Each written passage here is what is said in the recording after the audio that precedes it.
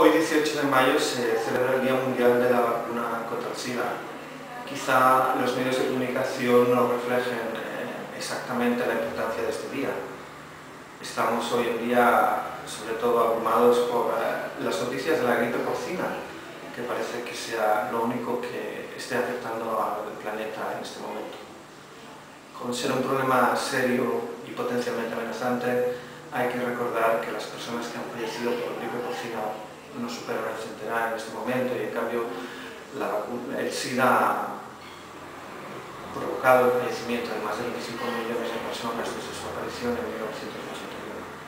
Sin embargo, tanto la gripe porcina como el SIDA tienen algo en común, y es que demuestran la importancia de la colaboración mundial para detener las epidemias que pueden afectar a toda la población del planeta.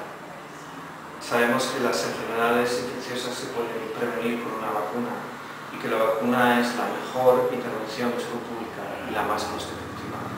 De la misma manera que los países más importantes y todos los afectados se están concertando para encontrar una vacuna para la gripe, tenemos que seguir y aunar más esfuerzos para encontrar una vacuna contra el SIDA.